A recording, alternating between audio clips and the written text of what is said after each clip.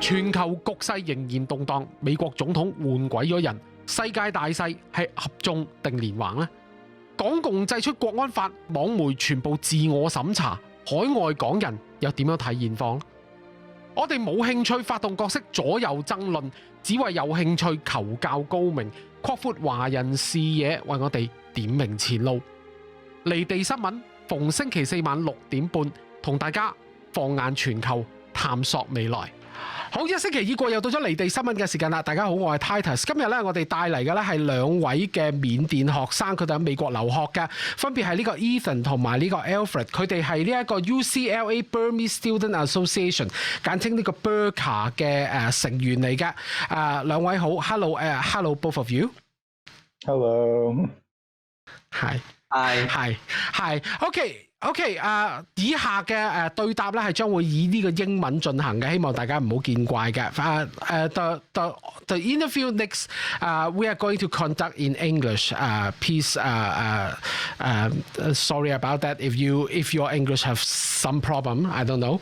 But anyway, before we go on, first of all, we have to talk about a little bit of numbers. First of all, since the coup d'état in February 1st, there are 769 people killed in the movement. 4,561 is being arrested. 3,677 is currently detained, and including 83 is sentenced, and 1,356 are being evaded arrest warrant. So the democratic movement in Burma, or Myanmar, some call it, is more than numbers. A lot of people get into the movement because of a lot of reasons.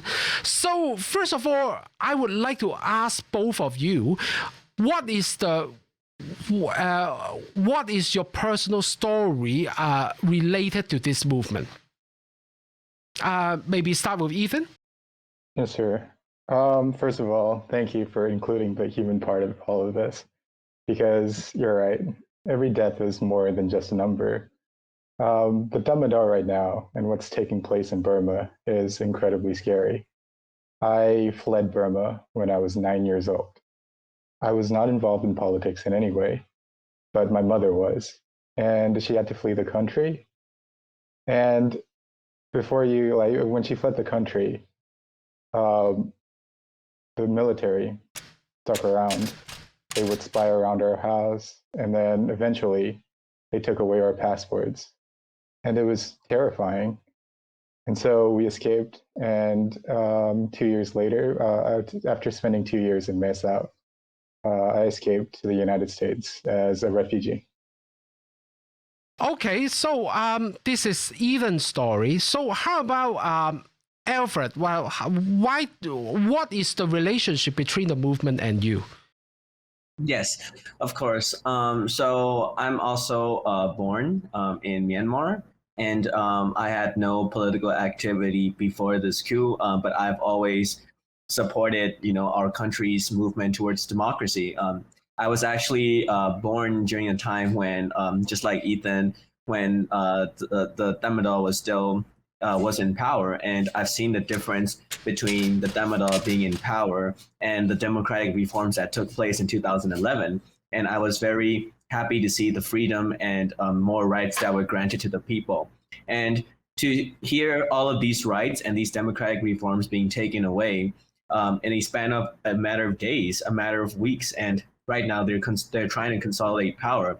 I have become very personally involved in all of this, because I strongly believe that all of Burmese people, all of the people living in Myanmar, that they deserve a right to democracy and to freedom in their country, and that they do not deserve to be suppressed and to be oppressed by dictators for so long. So for me, it's more of a personal struggle for the future of the country, to make sure that the future generations do not get to suffer under this type of treatment.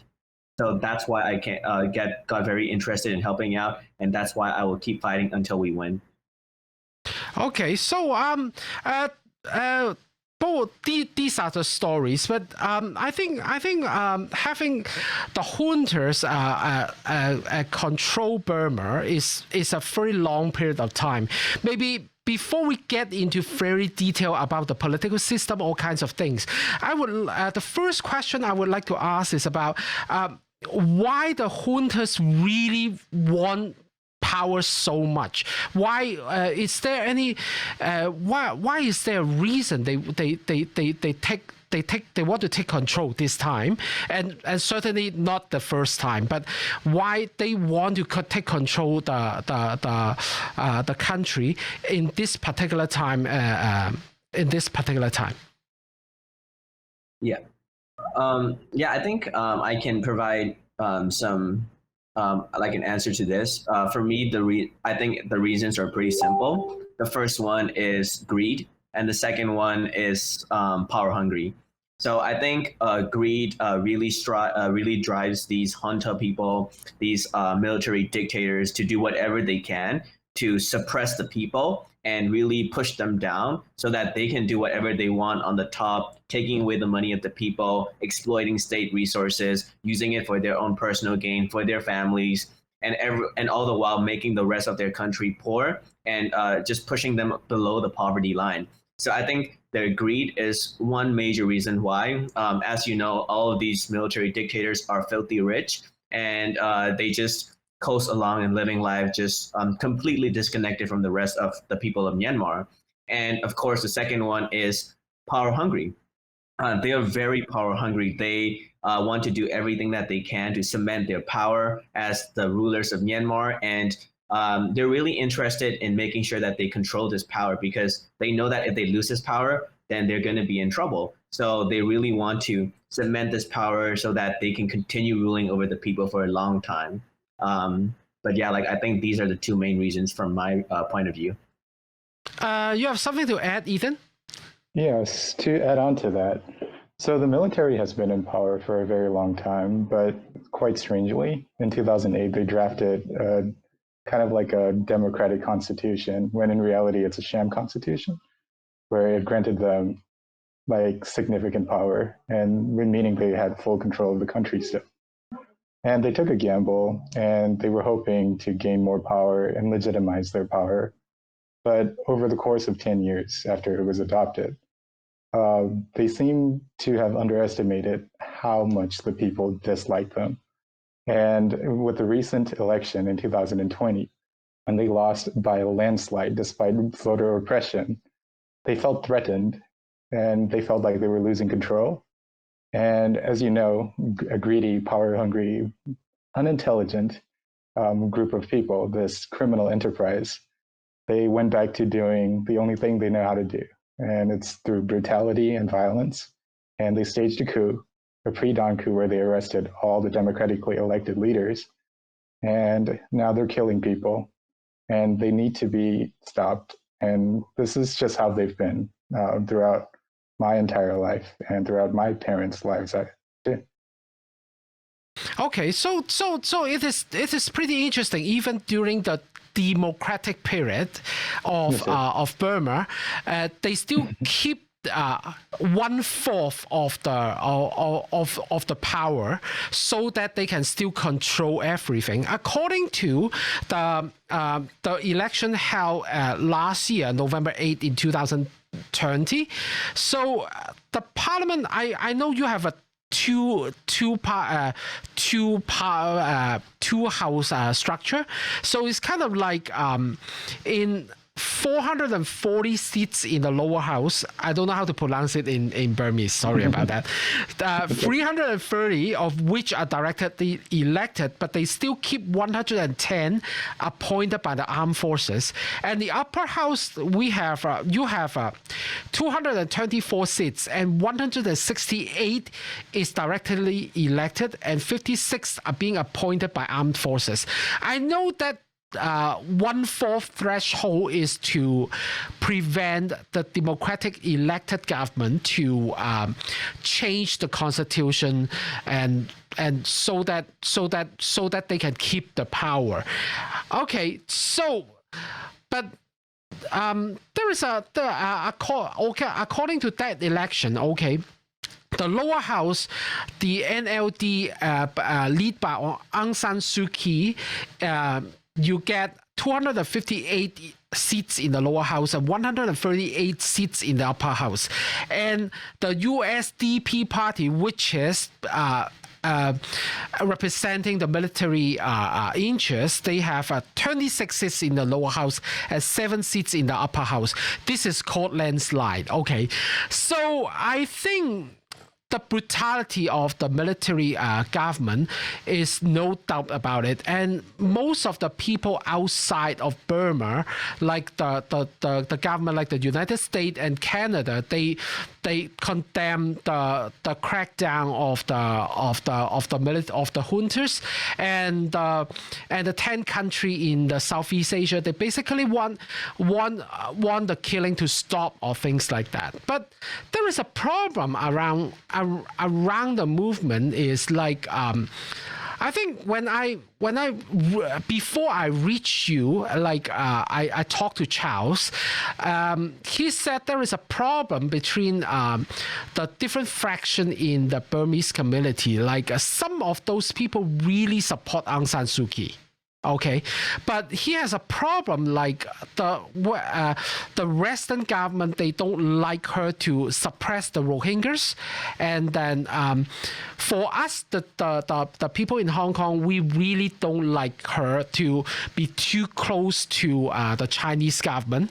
So I'm sorry to say about this, like when initially she was being overthrown in February, one of our audience said that she deserved it because she get too close to the Chinese communists.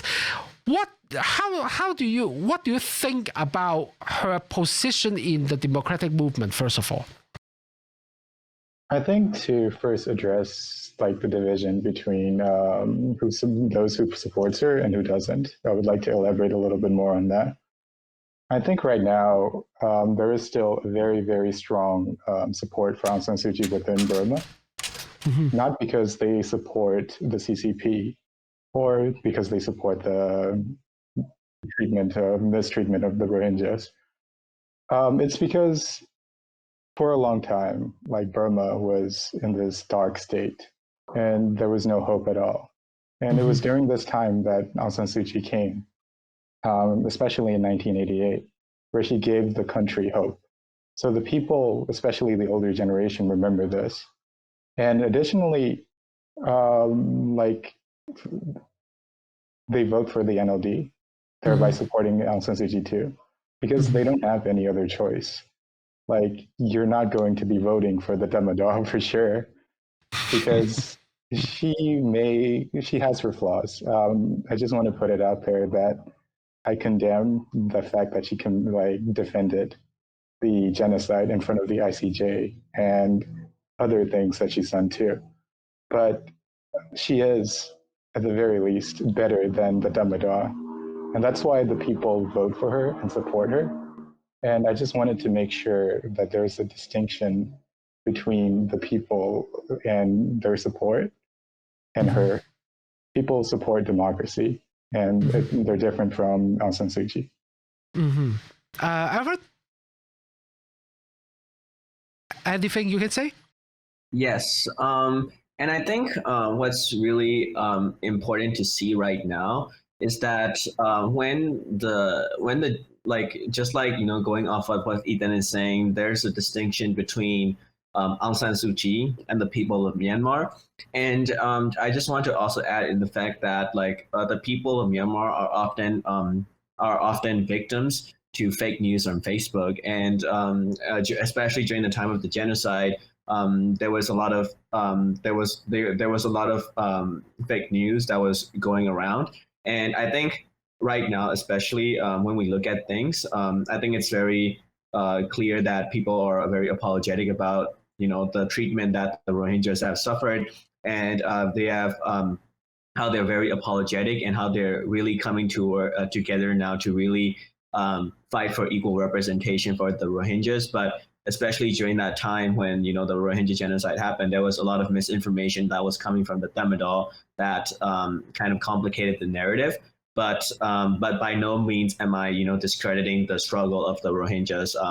But the point that I'm trying to make is that the people now are coming together to support the Rohingya movement and also to fight for their equality, just as they're fighting for their own freedom as well. So right now, the movement is very united, and they're fighting for the equal representation of everyone that's involved, including Rohingyas. Yeah, certainly. I have to add one thing is like that deserved comment is the very initial comment when she was just overthrown. So it is like February, but right now I think most of the people who, no matter in Hong Kong or the Hong Kong diaspora, or even those who support Chinese democracy going against the Chinese communists, they would like to support the Burmese democratic movement, no matter what. But I think I would like to address this because I'm not sure about the United States, but in Canada, some of those people who support the Chinese democracy also want to support the Burmese democracy. They have a problem to mention Aung San Suu Kyi's name, first of all. And secondly, also, some of the people who are Uyghurs in origin, which is the Muslim living in the northwestern part of China, they have some of them also escape from China and live in here and being very active about the movement. They don't even want to get involved to support the movement in Burma. So partly because the Rohingyas issue.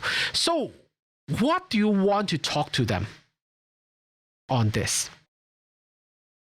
I think to them, I would like to say that the NLD and their actions are condemnable. And I too disagree with everything that they did. But the movement right now, you have to make the distinction between Aung San Suu Kyi and her party and the people. The people have been victims of Facebook just allowing fake news to spread during this time. And the people are victims right now of the Damodars killing. They have shown that they regret, and they have shown that they're apologetic for everything that they have happened. And they stand united with every ethnic group, not just the Rohingyas, but also with the Kachin and the Karans and all the other ones, to unite together against the Damodar. And these are the people who just want democracy, who just want to live their lives. And going forward, if the Damodar were to fall, the government, the civil government, has to be reformed. Currently, there's the National Unity Government, and there's already Western pressure. If we watched the Foreign Affairs meeting yesterday, you will see that Ted Lieu made a strong point saying there's no Rohingya representation within the NUG. And if this continues, the West will not support. So the West can, especially the US, can pressure this newly formed government, even if it's under Aung San Suu Kyi, to be inclusive and representative of everyone. And with the people's attitude right now, with the climate of everything that is happening, the people will support it. And to also address the CCP at the same time, the Burmese people's perspective of the CCP is not high. They associate it with the military. They're the same cronies who have supported this military that has inflicted endless harm and violence on the people. So going forward, there is no promises, of course, but with Western pressure and the change in attitude of the Burmese public, I am hopeful that change will come. And I just want to make sure that I to please not support the movement because of Aung San Suu Kyi and the NLD's actions. This is the people's movement who are just fighting for their freedom and for their democracy. Yeah, surely this is the elephant in the room, first of all. So I'm thinking, it is possible because the military has some power even in the democratic government. So it's kind of like the Burmese government, even under Aung San Suu Kyi, they have to be forced to suppress the Rohingyas and be close with the CCP because the military have some weight in what they are saying. Is it a possibility? Yeah, so I can touch a little bit more onto this. So the way that the civilian government worked after the democratic reforms was that the military wrote the constitution, the 2008 constitution, to automatically grant themselves a fourth of the seats in the parliament, both houses of parliament. And with that, when that happened, they play a very critical role in stopping the civilian government from undertaking any significant changes to the government and from doing what they want to do. And on top of that, the Constitution has also given the control of key defense posts and security posts to the military. So in effect, what this means is the military has the real power, and the civilian government may have the administrative power, but the critical industries like defense, security, intelligence, that is all controlled by the military, and the civilian government has not been able to, get in touch with that. So, and I also just want to reiterate on the point that was also made by Ethan. Definitely, the NLD did actions that were not okay. Like their actions towards the minorities were not okay. And this is something that we definitely need to work together on and fix as we move forward after we defeat the Demidal. But just to make that clear, the people of Myanmar, while the NLD may represent the people of Myanmar, the people of Myanmar are in themselves their own entity that should be separated from the NLD, because the fight that the people are fighting right now is a fight against authoritarianism. They're fighting for their freedom. They're fighting for their basic rights. And that's different from the NLD and whatever actions that they have done. And just like, what Ethan's saying, I really hope that this new national unity government will accept the criticisms from the Western government, especially at the House Foreign Affairs committee meeting, and include and fight for greater representation from the ethnic minorities and the Rohingyas, because right now the NUG that they created is still not fully representative, and I think that a lot more work can be done. And it's only when it's representative of all ethnic minorities that we can truly create a stable and sustainable national unity government, and that's not where one ethnic party controls everything. So I just want to make that clear. Sorry, go ahead. Sorry, if I may elaborate a little bit more on the power that the Damada has. In addition to just the 25% in parliament, they've also had very strong informal power. And I think the most, obvious one would be the coup right now, because they just decided, they don't want to have a democratic nation anymore, a quasi-democratic, I guess, and they just decided to take it away. And similarly, in the past, there was a prominent lawyer by the name of Goni, and he was the mastermind who created the state councilor position for Aung San Suu Kyi, who was barred from becoming president so that she can be in power. When he was working towards making constitutional amendments, he was assassinated like in broad daylight with his grandchild. So I am not privy to the details of all of this, but in addition to just the parliamentary power, the Damada has a strong hold, still over its leaders, civil government leaders, at least informally, that I'm not too sure about the specifics, but looking from the news, they never left. They were always in power. So it is pretty interesting. Like if you are talking about that, like if the democratic reform really success, then kick out the junta's power, the military's power, and the new government, the civil government, will really represent the whole civil society of Burma. And then those happened before, which is like the Rohingya suppression as well, the close to CCP situation. It will all be solved. Will it be like that, according to what you said? I think that's a little too black and white. And I think naturally in politics, it's going to be more complicated than that. Because within NLD, there is a lot of inherent problems that are separate from the Damodar. But what you said is true, that as long as the Damodar is present, there will be no real opportunity to rebuild the country under a truly democratic nation, under a truly democratic system.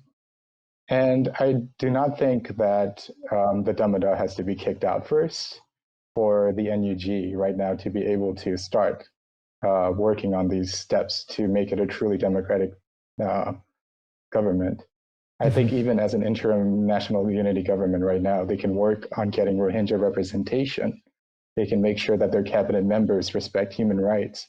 And these are steps that they need to take right now to prove not only to the Western countries, but to the rest of the world, that everything that happened between 2010 and 2020 was because of the military hold over them.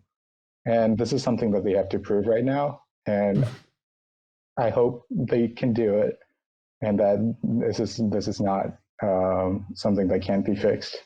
I remain hopeful. And just to add on to that from my side too, like especially when you're talking about like when the military is defeated and everything is all over, like will everything be okay and everyone just like enjoys their happy ending. I mean, I think for that, like definitely not right.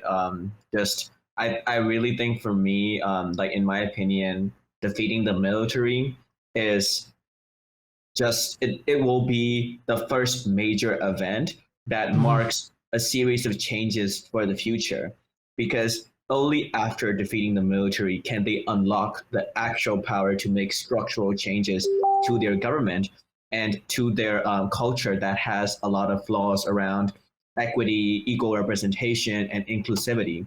And just like Ethan is talking about, this is a conversation that the new government, after they win, and the ethnic parties have to communicate with each other, to express each other's concerns, and to make sure that everyone is equally represented. And that process is going to take a long time. It's going to take a long time to make sure that everyone gets what they want, and to make sure that there is a compromise that's held between the main ethnic group and the rest of the minority ethnic groups. So definitely, I think, like Ethan saying, right now the NUG has problems, and until the military is defeated, they need to show the world that they care about inclusivity. Because right now there's some issues, especially around Rohingya representation, and I highly urge them to include them in their representation, because I truly believe that every ethnic group deserves to be represented. And I think that once we win, this is a conversation that we need to have, and this is an effort that we need to seriously commit towards to make sure that everyone gets their right. But I don't anticipate it to be immediately over once the Damodar is defeated and everything, everyone enjoys their happy ending. I don't think that's going to happen. I definitely think this is a long process to make sure that people get what they need.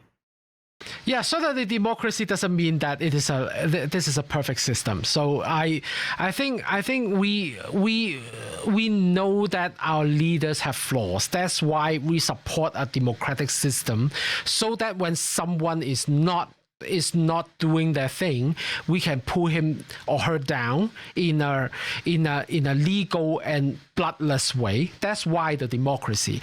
Okay. 時間差唔多啦，咁啊到下一節咧，我或者咧會就住呢一方面再問少少嘅問題咧，跟住咧就會同兩位緬甸嘅代表咧，就同佢哋傾咧，就係究竟緬甸嘅未來會係點樣樣啦。下一節翻嚟同大家再傾過。